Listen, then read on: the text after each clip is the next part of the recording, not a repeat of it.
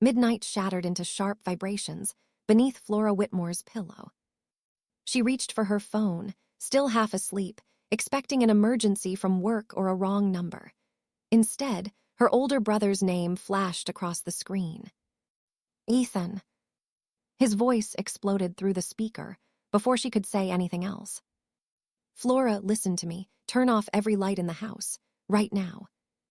She sat upright. What, Ethan, what's? Go to the attic. Lock it from the inside. Her heart lurched. The attic, why? And don't tell Daniel. The room seemed to freeze.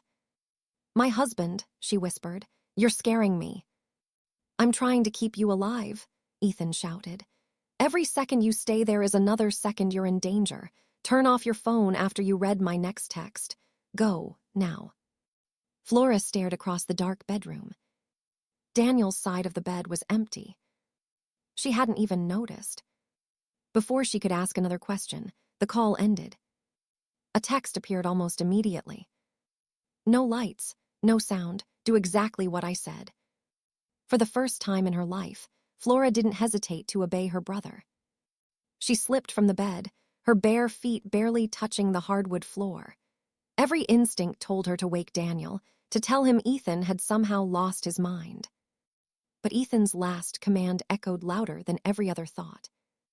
Don't tell your husband. That single sentence changed everything she believed about her marriage. Flora moved through the hallway in darkness, using only the faint moonlight filtering through the curtains. She switched off the last lamp glowing in the downstairs living room before quietly pulling herself into the attic through the folding ladder.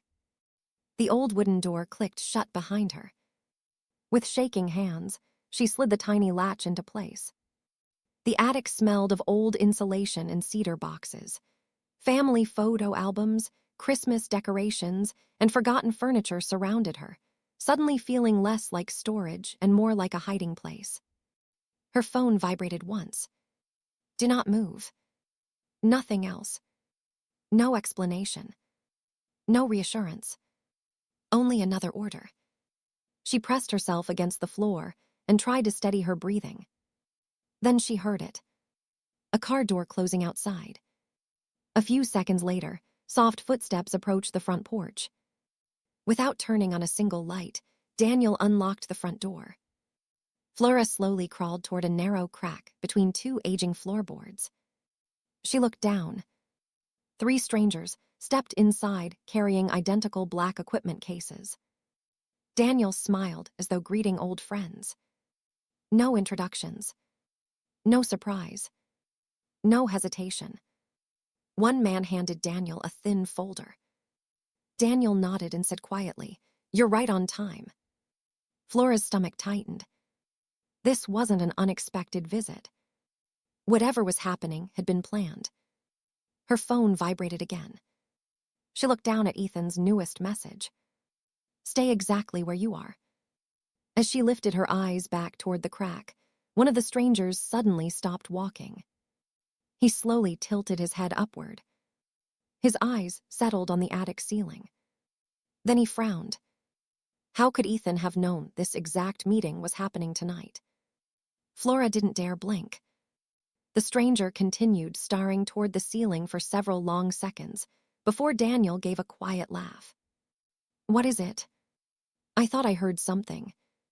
Daniel shrugged without even looking up. Old houses settle. This place makes noises all night. The man accepted the explanation and followed the others toward the dining room. Only then did Flora allow herself to breathe. She carefully shifted closer to the narrow gap between the attic boards. From there, she could see almost the entire dining room below. The men placed their black cases on the table. Daniel's posture changed. The gentle husband who joked with neighbors and volunteered at community events disappeared. His shoulders straightened. His voice became firm, controlled, almost commanding. Let's keep this brief, he said. Our window is smaller than usual. Flora barely recognized him. This wasn't the man who kissed her goodbye every morning. This was someone else entirely. Her phone vibrated once. Can you see everyone clearly? Ethan. Flora typed carefully, beneath a blanket to hide the screen. Yes, 3 men. Daniel knows them. The response arrived instantly. Do not let them know you're there. Record if safe. Her pulse quickened. Record. Ethan already knew enough to ask for evidence. This wasn't a random warning. Whatever Daniel was involved in, Ethan had been watching it for a long time. As she steadied the phone against the floorboards, memories began crashing together. Daniel insisting they cancel dinner whenever Ethan wanted to visit. You know your brother is always suspicious of people, he'd say with a smile. I'd rather avoid another interrogation. At the time, Flora had laughed. Now it sounded calculated. Then there were the expensive security cameras Daniel had installed around the property. They're for break-ins, he'd explained. Except several cameras didn't face the street. They pointed toward the backyard and toward the driveway, as if someone was watching who arrived, not who left. She remembered the spare bedroom he had converted into a private office. Client files, he always said whenever she reached for the doorknob. I've signed confidentiality agreements. Please don't go in there. She had respected the boundary. Tonight she wondered if that room had ever contained legitimate work. Another memory surfaced. Daniel had slowly discouraged every visit with Ethan. If your brother comes over, he spends the entire evening asking questions. He doesn't trust me. You don't need that negativity. Little by little, Flora had seen Ethan less. Not because they fought. Because Daniel always seemed to have another reason. Another excuse. Another distraction. Below, one of the visitors opened his equipment case. Inside were several encrypted-looking electronic devices and sealed folders. The man frowned. Your wife's? Flora froze. Does she know anything? Daniel didn't hesitate. Flora. He smiled. She's too trusting to notice. The others chuckled. Flora felt something inside her collapse. Not because he had lied. Because he knew exactly who she was and had used her kindness as part of his protection. For years, she had defended him. Whenever friends questioned his constant travel. Whenever Ethan warned her something didn't feel right. Whenever neighbors joked that Daniel was impossible to read. She had defended him every single time. Now she realized she had been defending a stranger. Swallowing hard, Flora switched her phone to silent video mode. Without using flash, she carefully angled the camera through the narrow crack. Faces. Equipment. Daniel accepting another folder. Every second mattered. Suddenly, creak. The attic ladder shifted beneath her knee. Every conversation downstairs stopped. Silence swallowed the house. Daniel slowly lifted his head. His voice was calm. Too calm. Did anyone else hear that? One of the men quietly closed his case. Another reached inside his jacket. Flora's breathing became painfully shallow. Footsteps moved toward the hallway. Toward the attic. Each step sounded louder than the last. Then, the footsteps stopped directly beneath her. A long silence followed. Finally, a hand rested against the attic door. The hand remained on the attic door. Flora held her breath, her phone clutched so tightly her fingers ached. She heard the faint rattle of the latch. Someone tested it once. Twice. The old wood groaned under the pressure. Then, bang, bangs, bang. The pounding came from the front door. A commanding voice echoed through the house. Federal agents, Homeland Security, opened the door. The hand disappeared from the attic entrance. Footsteps hurried away. Flora remained frozen exactly where she was. Downstairs, Daniel's tone changed instantly. What is this? He said loudly, sounding confused. Who is pounding on my door at this hour? The transformation was chilling. Only seconds earlier, He had been directing secret visitors with quiet authority. Now he sounded like an innocent homeowner, startled from sleep. One of the men whispered urgently, "The cases." Daniel nodded. "Move them." Within moments, the strangers separated with practiced precision. One disappeared toward the basement. Another slipped into the office. The third pulled electronic devices from the black case, separating components and hiding them inside ordinary household storage boxes. They had rehearsed this. Flora realized this wasn't the first raid they had prepared for. Daniel finally opened the front door. "What seems to be the problem, officers?" "We have a federal warrant to search these premises." Daniel stepped back, raising both hands. "Of course, I have nothing to hide." His voice was calm, almost welcoming. Boots crossed the hardwood floor as agents entered. Within minutes, flashing emergency lights painted the front windows red and blue. Outside, curtains opened all along the street. Neighbors stepped onto porches in robes and slippers. Phones appeared. People pointed toward the Whitmore house. Flora had lived there for 6 years. By morning, everyone would know. She heard Daniel speaking loudly enough for everyone inside to hear. "My wife is asleep upstairs." He even laughed softly. "She struggles with anxiety. Please don't frighten her if you don't have to." Flora stared into the darkness. He was still protecting his image. Even now. Another familiar voice entered the house. "Ethan." Professional. Controlled. Nothing like the brother, who had shouted through the phone only minutes earlier. "Mr. Whitmore will need access to every room." "Absolutely." Daniel sounded almost offended. "I've always respected law enforcement." Flora carefully looked through the crack again.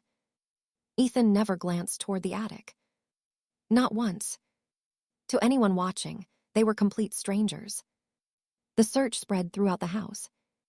Agents photographed computers, opened cabinets, examined the office, searched the basement. The hidden equipment had vanished. One investigator quietly lifted a loose floor vent and removed several unfamiliar electronic components sealed in anti-static packaging. Another agent examined them before shaking his head. Interesting, but not enough. Flora watched Ethan's jaw tight for only a second before his expression returned to neutral. 18 months. She suddenly understood. This investigation hadn't started tonight. It had been building for a year and a half. Daniel hadn't simply fooled her. He had managed to stay one step ahead of federal investigators for months. Outside, neighbors whispered loudly enough for agents near the doorway to hear. "I've known Daniel for years. There has to be some mistake. He's on the neighborhood association. He coaches Little League." Daniel lowered his head at exactly the right moment, playing the embarrassed husband whose peaceful home had been invaded. Several neighbors actually looked sympathetic. Flora felt sick. Even now, people believed him. The search stretched on. Room after room. Closet after closet. No decisive evidence appeared. Finally, an agent approached Ethan and spoke quietly. "We've exhausted the warrant." Ethan nodded once. His face revealed nothing. Daniel folded his arms. "I hope this clears up whatever misunderstanding brought you here." As agents slowly prepared to leave, Daniel glanced toward Ethan. A faint smile crossed his face. It lasted less than a second. But Flora saw it. He thought he had won. Then Ethan finally looked upward. Not directly at the attic. Just enough for Flora to notice. His expression didn't change. Neither did his posture. Only his eyes held hers for the briefest instant. She understood. He knew she had seen everything. He knew the recordings were still hidden above them. As the last agents moved toward the front door, Ethan quietly stepped beneath the attic opening. Without looking up, he spoke just loudly enough for one person to hear. It's finally your choice now, Flora. The front door remained open. Agents stood on the porch, waiting for Ethan's signal. Inside the house, Daniel maintained the same composed expression that had convinced the neighbors he was an innocent man caught in a misunderstanding. Flora stayed motionless in the attic. Her phone felt heavier than ever. Everything Ethan's team had worked toward for 18 months could collapse if she stayed hidden. But if she came down now, Daniel would know she had witnessed everything. For years, she had trusted him with every part of her life. Now she had to decide whether to testify against him. Her phone vibrated one final time. "You're safe. Come down when you're ready." Flora closed her eyes for a brief moment. Then she unlocked the attic door. The old ladder unfolded with a loud wooden snap. Every head in the house turned toward the ceiling. Daniel looked up. His face drained of color. "Flora." She slowly descended the ladder, one careful step at a time. Neither of them spoke until her feet touched the living room floor. Daniel forced a smile. "Sweetheart, you've been hiding up there." His voice was gentle again. The same reassuring tone he had always used whenever she questioned him. He took a step toward her. Ethan immediately moved between them. Daniel frowned. "What exactly is going on here?" Flora looked directly at her husband. "I saw everything." The room became perfectly silent. Daniel's eyes searched hers, measuring how much she knew. Then he laughed softly. "No, you didn't." He turned toward Ethan. "You've frightened my wife." He shook his head with practiced disappointment. "You've always hated me." Ethan didn't answer. He simply looked at Flora. The decision belonged to her. Daniel tried again. "Flora, listen to me. He's manipulating you. You know me. You know the kind of man I am." For the first time in years, Flora interrupted him. "No." She slowly raised her phone. "I know the man I thought you were." She unlocked the screen. The first video began playing. Daniel greeting the 3 visitors. The black equipment cases. The folders changing hands. His voice saying clearly, "Let's keep this brief." The room fell silent except for the recording. Every agent watched. Daniel's confidence vanished. His eyes widened as the next clip played. One visitor asking, "Does your wife know anything?" Then Daniel's own voice answered, "She's too trusting to notice." Flora stopped the recording. "I noticed." Ethan accepted the phone without saying a word. An evidence technician immediately copied the files onto a secured government device. Another investigator compared the timestamps with months of surveillance records. Within minutes, conversations began breaking out across the room. "It matches." The vehicles line up. Same arrival window. Same individuals. Another agent hurried over carrying a laptop. The encrypted traffic matches tonight's timeline. The missing piece had finally appeared. Ethan picked up his radio. "This is Whitmore. Execute the secondary warrants." His words changed everything. Across the city, teams that had been waiting for authorization began moving. Search warrants were activated simultaneously. Safe houses, storage facilities, corporate offices, every location connected to Daniel's network.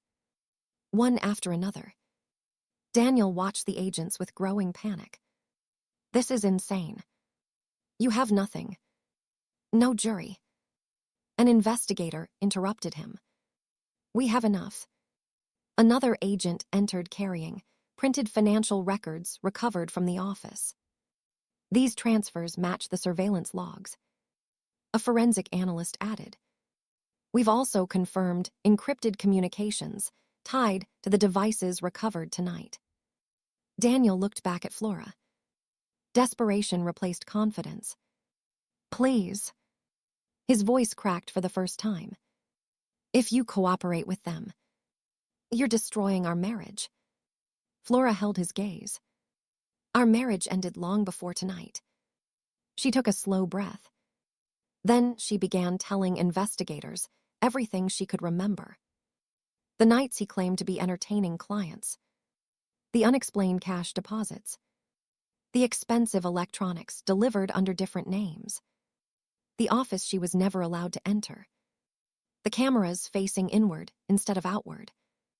Every forgotten detail fit another piece of the investigation. Agents wrote continuously. Each memory unlocked another lead. Each answer connected another gap. Daniel stood silently as the case against him grew stronger with every sentence Flora spoke. Finally, an agent stepped forward. Daniel Whitmore. He placed handcuffs around Daniel's wrists. You're under arrest. Outside, neighbors gasped as officers escorted Daniel through the front door. The same people who had defended him only minutes earlier stood speechless on their lawns. Some lowered their phones. Others avoided looking at Flora altogether. She watched the man she had loved disappear into the back of a federal vehicle. Then Ethan's phone rang. He answered immediately. No one spoke while he listened. After several long seconds, he slowly lowered the phone. A faint smile crossed his face. He looked directly at Flora. We got them all. The flashing lights were still reflecting across the neighborhood when the last federal vehicle pulled away. The house that had once felt warm and familiar now stood silent. Evidence markers covered tables. Open boxes filled the living room. Agents photographed every room before sealing the property. Flora sat quietly on the staircase, wrapped in a blanket an investigator had given her. For the first time since the midnight phone call, Ethan approached not as an investigator, but as her brother. He sat beside her without speaking. Several moments passed before Flora finally asked the question that had haunted her since the attic. How long? Ethan looked toward the empty dining room. 18 months. Flora lowered her eyes. You've known for a year and a half. We suspected him, Ethan answered carefully.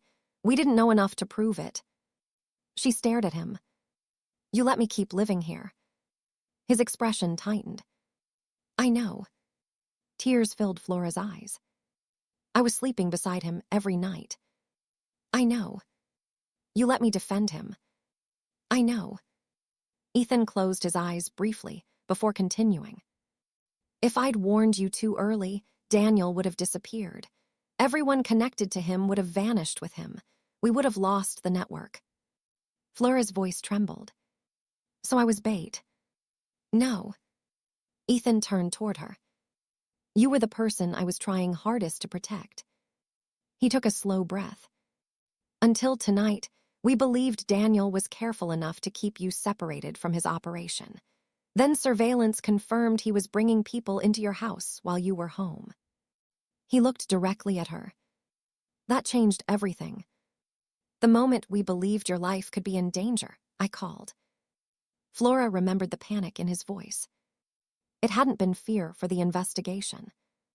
It had been fear for his sister.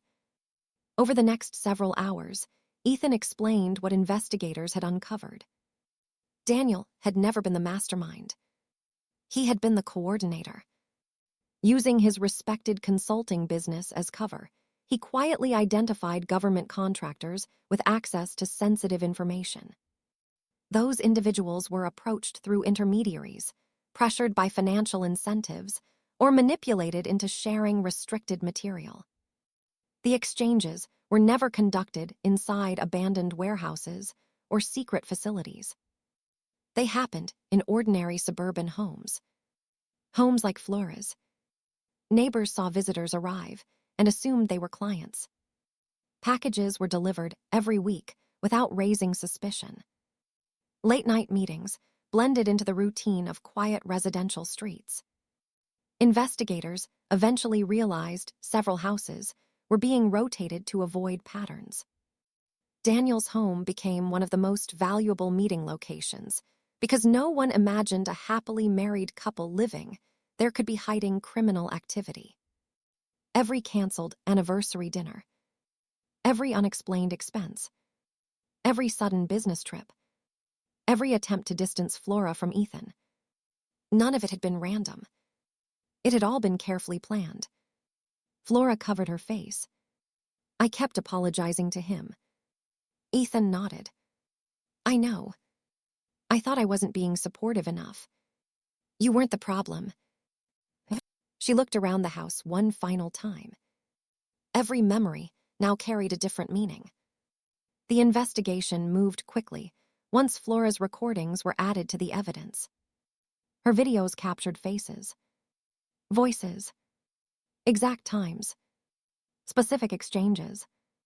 When investigators compared them with 18 months of surveillance, phone records, financial transactions, and encrypted communications, every remaining gap disappeared. The secondary warrants Ethan authorized that night led to coordinated arrests across multiple states. Storage units contained encrypted servers. Corporate offices yielded falsified consulting records. Several compromised contractors admitted their involvement after seeing the evidence. Bank accounts connected to the operation were frozen under federal court orders. Digital forensic specialists recovered deleted communications, linking every participant to Daniel's coordination efforts. Within weeks, federal prosecutors announced charges against Daniel and every individual present in Flora's home that night. The conspiracy that had taken investigators a year and a half to unravel collapsed within days. News of the arrest spread quickly. The same neighbors who had whispered that Homeland Security must have made a mistake now watched reporters gather outside the Whitmore house. Some quietly admitted they had judged Flora unfairly. Others sent handwritten apologies after learning she had unknowingly become the investigation's most important witness. Friends who once encouraged her to trust Daniel called simply to ask how she was doing. No one questioned why she had cooperated. The evidence answered every doubt.